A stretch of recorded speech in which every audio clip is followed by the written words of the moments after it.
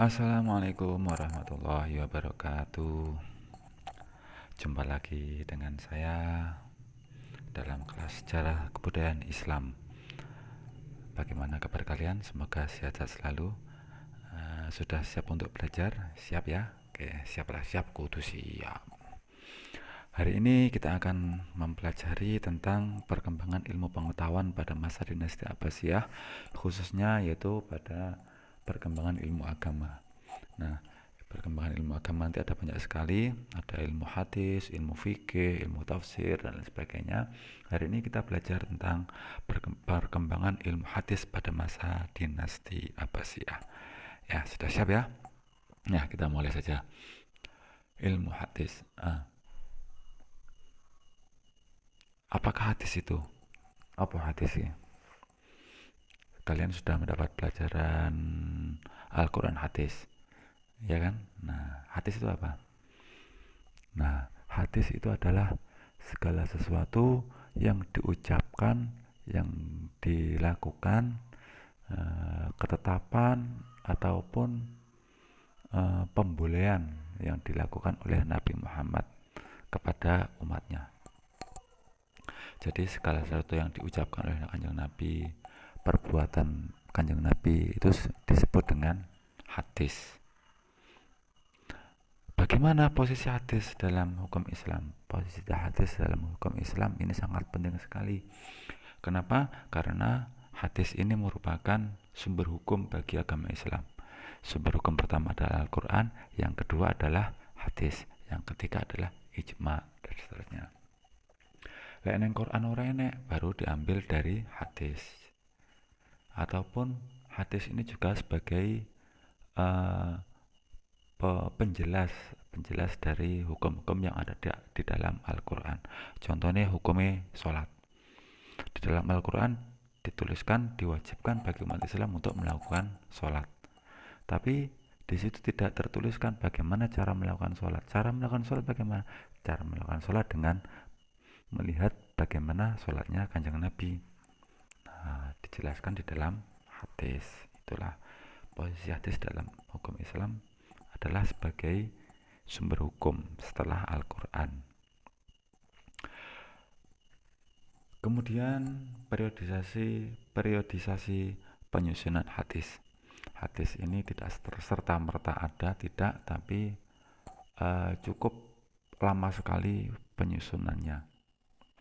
Para ahli sejarah ada yang mengkelompokkan menjadi 2 periode, ada yang menyebut ada 5 periode, ada juga yang menyebut 7 periode.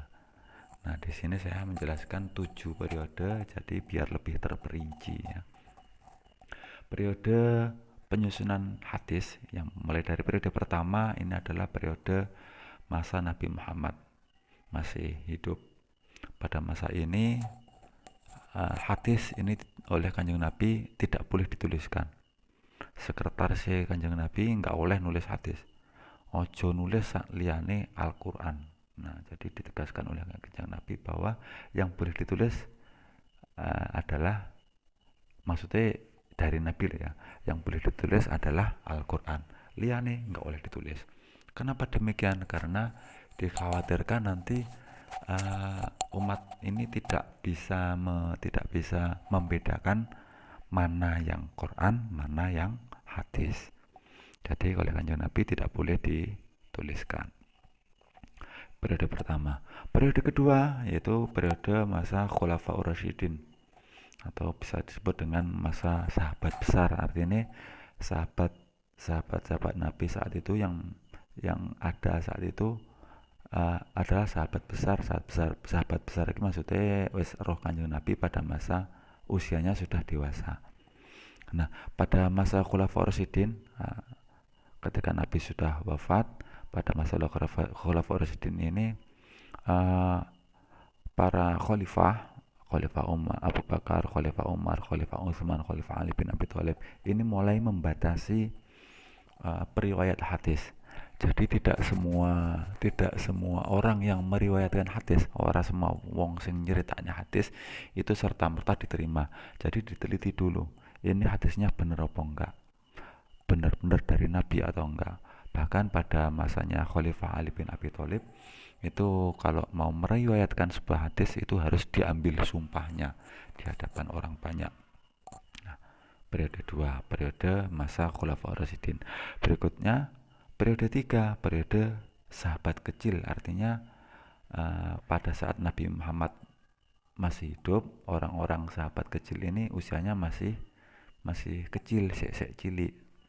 Nah, pada masa ini sahabat-sahabat kecil itu juga sebagai periwayat hadis. Artinya yo tahu roh mbiyen Kanjeng Nabi nglakoni apa sing didhawuhi Kanjeng Nabi ki apa. Mereka tahu. Makanya disebut dengan bisa juga disebut dengan periwayat. Nah, ini sudah mulai meluas.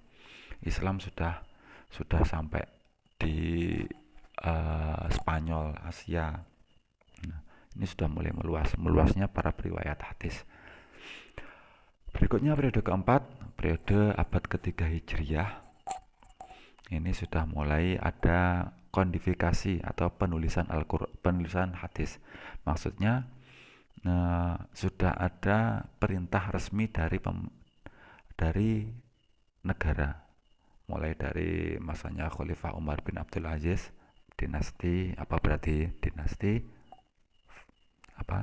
Umayyah. Nah, dinasti Umayyah. Khalifah Umar bin Abdul Aziz ini mulai memerintahkan pada beberapa orang ahli hadis untuk menuliskan hadis. Kitab yang ada saat itu antara lain kitabnya Imam Syafi'i itu mulai muncul pada masa berapa periode keempat ini. Berikutnya periode kelima ini abad kedua awal sampai abad ketiga Hijriyah. Nah, periode 4 tadi periode abad kedua Hijriah awal ya. Kalau periode 5 ini periode abad kedua sampai abad ketiga Hijriah. Periode ini adalah merupakan puncak dari usaha pembukuan hadis. Periode kelima. Jadi yang kita akan bahas nanti adalah periode 5 ini, periode masanya dinasti Abbasiyah. Jadi mulai muncul Imam Bukhari, Imam Muslim ini pada periode 5 kodifikasi periode penyusunan hadis ini. Terus periode ke-6 ini mulai abad ke-4 sampai ke-7 Hijriah. Ini periode pemeliharaan dan penertiban hadis. Jadi mulai dipelihara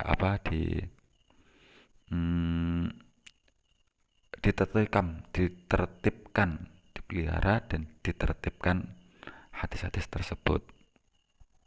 Kalau ulama hadis pada masa periode 4 disebut ulama hadis mutaqaddimin. Kalau ulama hadis periode keempat ke-5 ini mutaqaddimin. Kalau ulama hadis ke-6 ini disebut dengan